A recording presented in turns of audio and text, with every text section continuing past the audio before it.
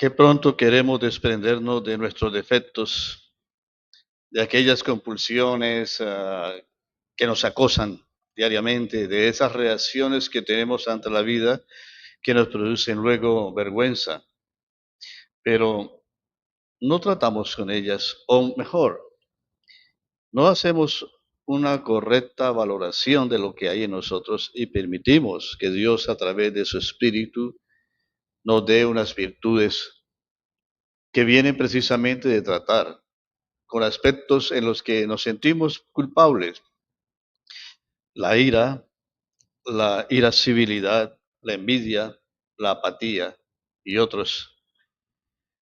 Debemos procurar, con la gracia de Dios, darle límite a esas pasiones y que a través de ese trato puedan nacer algunas virtudes en las que quizás no teníamos presupuesto en nuestra vida que podían llegar. Nos rendimos a temas del carácter. Bueno, eso es lo que ha sido mi familia, lo que ha sido, soy el reflejo de mis padres, soy el reflejo de la sociedad, soy el reflejo de una cultura, etcétera.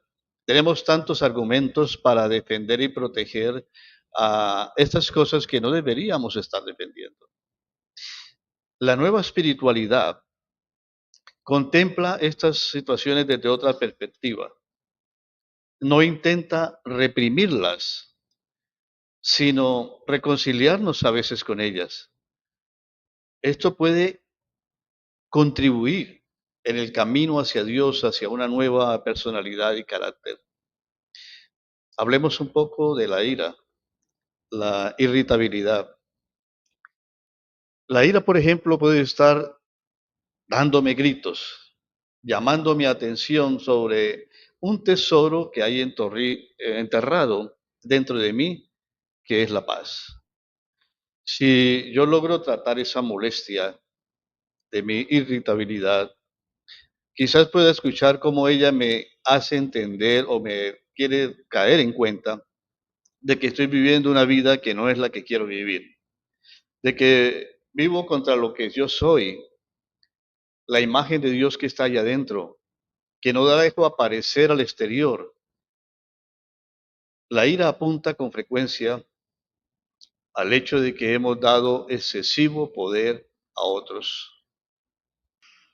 Le damos tanta fuerza a la valoración que otros hacen de nosotros. Si nos aplauden, nos sentimos felices. Si nos critican, mantenemos una vida cabizbajos, tristes. Mucho poder a otras personas. Quizás hemos vivido siempre procurando llenar las expectativas de otra persona sobre lo que pensamos, las exigencias de otros, y olvidamos lo que necesitamos nosotros como individuos delante de Dios. Yo pienso que la ira es una energía que me permite, en cierta forma y de una manera buena, distanciarme también de aquellas cosas que me hacen daño. La ira también me enseña que puedo tener una energía, como vamos a leer más adelante en un pasaje de escritura. Debemos reflexionar qué está pasando en la vida con un momento de irritabilidad. Es interesante cuando el libro o la carta a los Efesios, Pablo dice a los creyentes, y lo dice en medio de un contexto de relaciones de padres e hijos, de relaciones matrimoniales, de relaciones empresariales inclusive, o aquellas cosas en las que nos envolvemos cotidianamente. Dice, no se ponga el sol sobre vuestra ira, no deis lugar al diablo. He meditado un poco sobre esta expresión, no se ponga el sol sobre vuestra ira. Es como si me estuviera diciendo la escritura, ese espacio de un día sugiere que tengo tiempo para reflexionar de dónde viene, por qué me irrito, cómo debo tratar la situación. Debemos llegar al momento de claudicar, de rendirnos, esa confesión de nuestra propia incapacidad. Y bueno, eso nos lleva a la necesidad de ponernos en las manos de Dios. Hay quienes piensan que la irascibilidad, que la ira es una cualidad del carácter. y que entonces es imposible de cambiar. Cuando alguien dice que esa persona tiene carácter, siempre se le está enmarcando en ser una persona irritable o soberbia a veces. Y eso es carácter, no, eso no es carácter, para nada. Pero si comenzamos a dialogar con eso que está en nosotros que nos produce un malestar, hay un grito por la vida dentro. Y esas situaciones que a veces han sido complicadas a través de la crianza, de no habernos sentido valorados, quizás no fuimos tomados en serio como personas, como individuos, y esos mecanismos de autodefensa que actúan en nosotros para protegernos. Conozco personas que muestran un carácter irritable.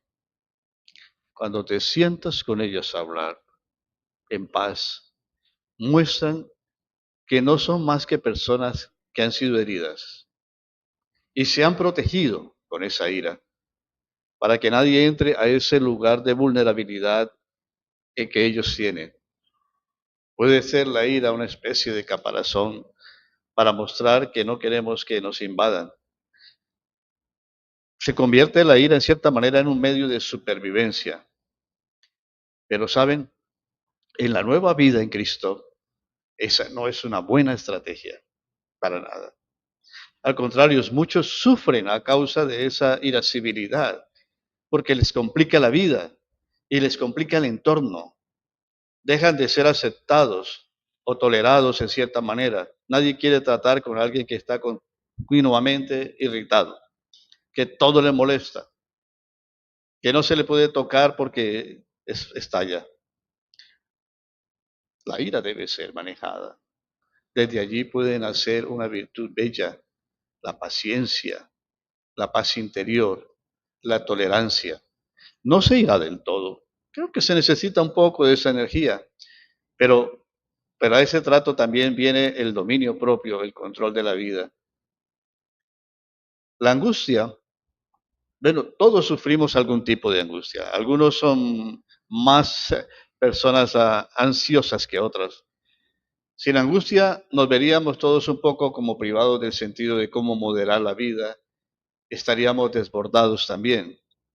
Si una angustia tiene tono de exceso, está señalando un falso y determinado estilo de vida. No pocas veces la causa de angustia reside en una disminución. Muchos se vuelven demasiado perfeccionistas. Todo tiene que salir bien. Y les angustia que no puedan controlar y manejar todas las situaciones. Si tengo que ser necesariamente y a toda costa el primero y el mejor en todo, y si en una discusión tengo que aportar yo siempre los argumentos más convincentes, si me creo con derecho a exigir a los demás la aprobación de mis geniales ocurrencias, es entonces natural que sufra de angustia permanente ante cualquier posibilidad de equivocarme o caer en ridículo. Lo desorbitado de mis expectativas puede ser muchas veces la causa de mi angustia. La angustia nos habla, igual que la ira, como un tipo de examen para comprobar hasta dónde tomo en serio a Dios y a sus promesas. Aunque crea sinceramente que Dios está conmigo, debo entender que esa fe no es una magia ni desaparece por ello la angustia, pero sí que encontraré en medio de ella el agarradero firme de la fe para no dejarme arrastrar por nada. La angustia tiene siempre un sentido. Todos esos defectos o pecados tienen algo que decirnos. Debemos aprender a escucharnos. Basta descifrar el lenguaje para descubrir el tesoro que hay en nosotros allí, esperando ser hallado. Existen, obviamente, angustias asociadas a la naturaleza, algo innato, el miedo, las fobias, el miedo a la soledad y a la muerte. En lo más profundo, todos estamos completamente solos. Hay zonas de nuestras vidas en las que nadie puede acompañarnos. Allí nos sentimos necesariamente solos. Si llego a reconciliarme con esa soledad y con la angustia que me produce, pues me voy a encontrar en disposición de entender el misterio de mi elección como hijo o hija amada de Dios. Así que en última instancia mi soledad me está hablando de Dios. Por consiguiente, la soledad podría estar invitándome a gritos a ponerme en reservas en manos de Dios y disfrutar su presencia. Esa soledad puede tornarse en algo fecundo, una fuente de espiritualidad. Para ambas situaciones, Dios tiene un consejo bellísimo. No se preocupen por nada, más bien oren, pídanle a Dios todo lo que necesitan y sean agradecidos. Bellísimo y profundo pasaje para vivir la nueva espiritualidad. Entonces, dice Pablo a los filipenses en el capítulo 4, 6 y 7, Dios les dará su paz. Esa paz que la gente de este mundo no alcanza a comprender, pero que protege el corazón y el entendimiento de los que ya son de Cristo.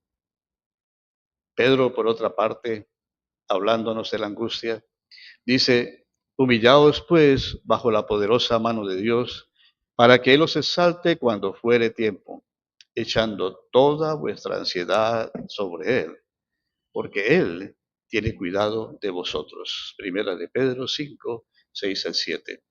Soy Ricardo Martínez, gracias por atender estos breves temas y compartirlos con otros. Seguiremos hablando acerca de anunciar las virtudes de Cristo, pero ahora sobre cómo trabajar con todas aquellas áreas de nuestra vida que nos dan vergüenza, que nos causan molestia, porque trabajando desde allí podremos entonces encontrar el tesoro que ya está dentro, que es Cristo en nosotros. Mientras pasa el día, y estemos contentos en el Señor.